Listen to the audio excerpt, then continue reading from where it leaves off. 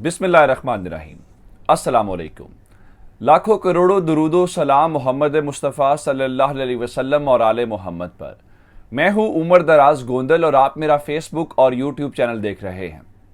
मामला इस तरह से है जी कि नून लीग को शिकस्त हुई और नून लीग को ज़ाहिरी बात है पंजाब के अंदर हुकूमत उनकी हाथ से चली गई। उसकी वजह यह है कि 17 जुलाई को पंजाब के लोगों ने इनको मुस्तरद कर दिया। लेकिन नून लीग और उनके इत्तेहादियों को समझ इस वक्त ये नहीं आ रही कि आया उन्होंने उस दिन इलेक्शन जो तस्लीम किया था उसको खुले दिल से तस्लीम किया।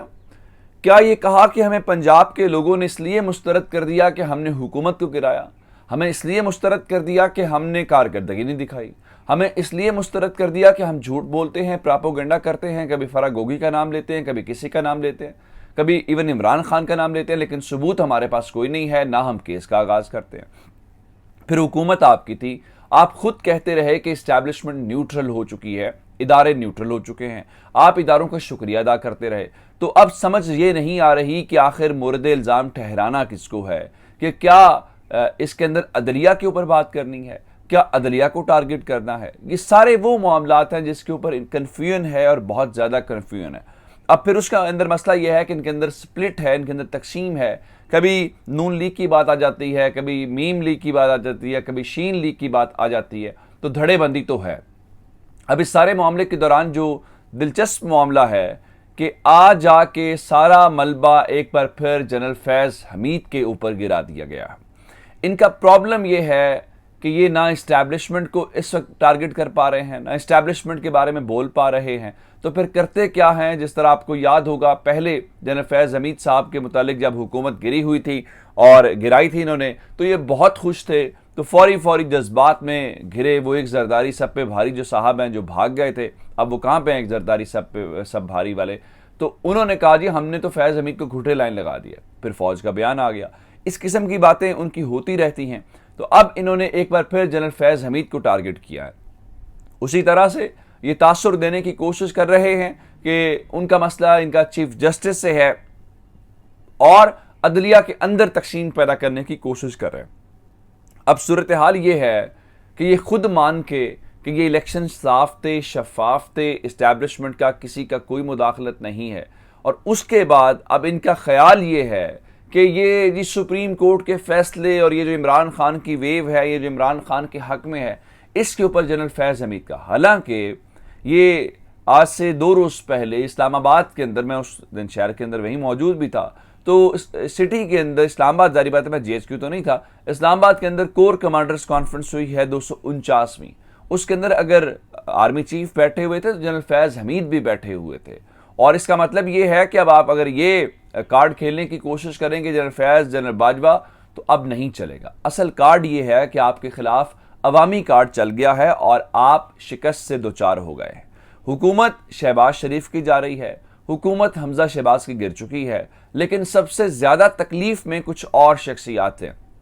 जरदारी आपको उतनी तकलीफ में नजर नहीं आएंगे। उसकी वजह यह है वो जानते हैं कि उनकी हुकूमत सिंध की है और सिंध हुकूमत आज भी उनके पास है, सिंध हुकूमत आइंदा भी उनके पास होगी, तो उनका तो पंजाब में या विफाक में कोई नुकसान नहीं है।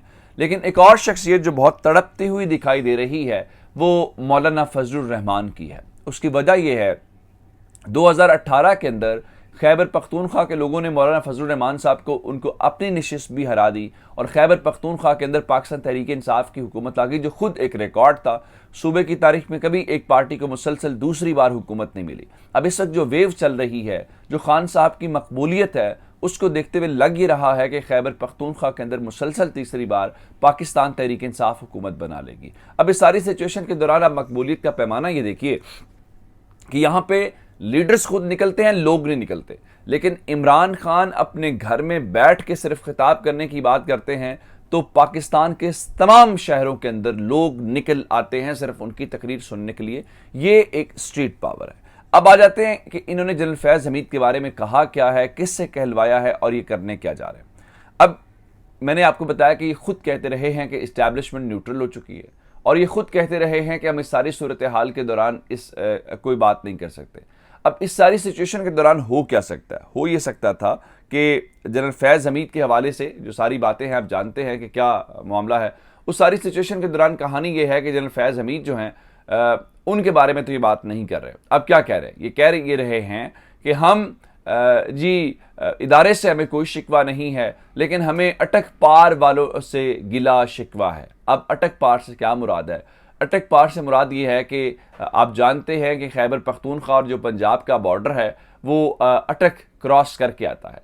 तो इस बारे में फजलुर रहमान ये कह रहे हैं कि ये जो सुप्रीम कोर्ट का फैसला है या जो शिकस्त है, उसका सारे का सारा मामला जनरल फैज़ हमीद के हवाले से। अब इसमें अकल की जो बात है, जो सोचने वाली बात है, वो ये है कि इसमें जनरल फैज़ हमीद की बात कैसे हो सकती है। उसकी वजह यह है कि जनरल फैज़ हमीद ना तो इस्लामाबाद के अंदर मौजूद हैं, चले पहले तो DGISI थे तो भी समझ आती है, ना ही वो कोर कमांडर लाहौर हैं जहाँ पे ये कहा जाए कि उन्होंने खुदा न खास्ता पंजाब का इलेक्शन मैनेज किया है। अब ये तो नहीं हो सकता ना, जनरल फैज़ हमीद पाकिस्तान के शहरी हैं, पाकिस्तान की फ़ौज के वो कमांडर हैं, कोर को कमांड कर रहे हैं, तो वो कहीं तो होंगे। अब वो पेशावर से बैठ के सुप्रीम कोर्ट को कंट्रोल कर रहे हैं, वो पेशावर में बैठ के पंजाब के इलेक्शंस को मैनेज कर रहे हैं। तो ये बात समझ में इस वक्त नहीं आती। जो ये प्रोपेगेंडा करने की कोशिश करें, सिर्फ और सिर्फ कर क्या रहे हैं, मैं आपको उसकी बात भी बता देता हूँ। ये कर ये रहे हैं कि जनरल फैज़ हमीद के बारे में सारा बोल के उनको मुतनाज़ा किया जा रहा है, क्योंकि इनको ये अंदाज़ा हो गया है कि इमरान खान ना सिर्फ वापस आ रहा है बल्कि 2/3 अक्सरियत के साथ वापस आ रहा है। तो अगर अक्सरियत के साथ वापस आना है तो उसका मतलब यह है कि वो फैज़ हमीद को आर्मी चीफ लगा भी सकते हैं। तो इस बारे में इनकी कोशिश ये है कि उनके आने से पहले हम खेल ऐसा खेलें कि बस जनरल फैज़ हमीद वैसे ही मुतनाज़े हो जाए, लाइमलाइट में उनको इतना लेके आए। और अब ये कर क्या रहे हैं? अब हुकूमत के, शहबाज शरीफ हुकूमत के हाथ पंप फूले हुए हैं। और आपने देखा कि कल कौमी असम्बली के फ्लोर के ऊपर खड़े होकर शहबाज शरीफ ने बाकायदा इदारों को और पता नहीं किन किन शख्सियात को थ्रेट किया। आप कहेंगे कैसे थ्रेट किया? उन्होंने कहा जी मेरे सीने में बहुत सारे राज दफन हैं, लेकिन ये भी कहा कि वो मेरे सीने में राज दफन रहेंगे। वो बेसिकली डराने की कोशिश कर रहे थे कि मेरे सीने में राज दफन है तो मुझे ज़्यादा ना छिड़ा जाए, आपने बड़ी ज़्यादती की है मेरे बेटे को पहले ही हटा के। फिर मैं आपको एक और खबर दूँ, फिर दूसरी इमरान खान की मुहदे वाली बात कर लेते हैं। आज 28 तारीख है और आज जुडिशल कमीशन का इजलास चीफ जस्टिस ने तलब कर लिया है और चीफ जस्टिस साहब उस इजलास को चेयर करेंगे। उसके अंदर ज़ाहिर बात है हुकूमत के लोग भी बैठे होंगे। खबर यह है कि हाई कोर्ट के अंदर इस वक्त 4 जजेस की आसामियाँ खाली हैं। 17 जजेस होते हैं लेकिन इस वक्त 13 जजेस हैं।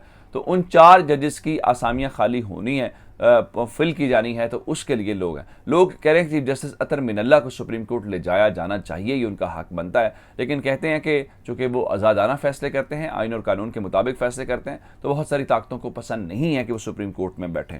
तो अब देखना ही है कि अब यहाँ पे क्या होता है। फिर अगले महीने अगस्त के अंदर भी एक जज रिटायर हो रहे हैं। तो इन 2 महीनों के अंदर पाकिस्तान के सुप्रीम कोर्ट के अंदर 5 जजेस ने अपॉइंट होना है, जो आइंदा सालों के लिए बड़ा अहम रोल होगा। अब ज़रा मैं आपको एक और बात बताऊँ, नजम सेठी जैसे लोग जो हैं वो ये मान गए हैं कि इमरान खान की मकबूलियत बढ़ रही है। अब वो ये कहना शुरू हो गए हैं कि जनाब सिविल सुप्रीमेसी के लिए इनको इमरान खान के साथ बैठना चाहिए, इमरान के साथ चार्टर ऑफ डेमोक्रेसी साइन करना चाहिए। मसला ये है कि ये तो बैठना चाहते हैं, खान साहब नहीं बैठना चाहते। वो कहते हैं मैं हर किसी के साथ बैठ सकता हूँ, जो मुल्क को चोरी करने वाले हैं, जिन्होंने मुल्क की करप्शन खाई है, मैं उनके साथ ये खेल उसका हिस्सा नहीं बन सकता या उनके साथ मैं बात नहीं कर सकता। अब मुल्क के अंदर मिसाके मैशत की या चार्टर ऑफ इकॉनमी की बात की जाती है। मैं आपको ये बात बताऊँ कि खान साहब बाकायदा उसके लिए तैयार हो गए हैं और उन्होंने इस बारे में किया क्या है कि उन्होंने कुछ जो ताजिर हैं उनके साथ मुलाकात की है। और ज़ाहिर बात है ताजिर यही चाहते हैं कि पाकिस्तान के अंदर ये जो मौशी मामलात हैं ये बेहतर हों। और खान साहब ने इस बारे में जो Rawalpindi chamber of commerce and industry की जानिब से एक तैयार करदा मिसाके मैशत है उसके ऊपर दस्तखत करने के लिए तैयार हो गए हैं। और ये ज़ाहिर बात है बहुत सारे बैकडोर राब्ते हैं, बहुत सारी बातें हैं। परेशानी ये है कि जैसे पहले कहा गया कि जुलाई में पैसे आ जाएंगे, IMF के नहीं आए, अब कहा जा रहा है अगस्त के पहले हफ्ते में आएंगे, फिर कहा जा रहा नहीं अगस्त के तीसरे हफ्ते में आएंगे। तो ये प्रॉब्लम तो है। अब सूरत हाल ये है कि डॉक्टर आरिफ अलवी का भी इसमें बड़ा रोल बताया जा रहा है जी, और बताया गया है कि इमरान खान तैयार हो गए हैं और ये एक अच्छी बात है। मैशत के ऊपर सियासत नहीं होनी चाहिए, खान साहब हो या कोई और हुकूमत हो। अगर इन बैकडोर नतीजों के मामले में इमरान खान यहाँ तक पहुँच गए तो ये तो कोई अच्छी बात है। इससे अच्छी बात पाकिस्तान के लिए और क्या हो सकती है। कतई नज़र पीपल्स पार्टी नून लीग से हट के ये पाकिस्तान का मामला है। अपना बहुत सारा ख्याल रखिएगा। खुदा हाफिज़।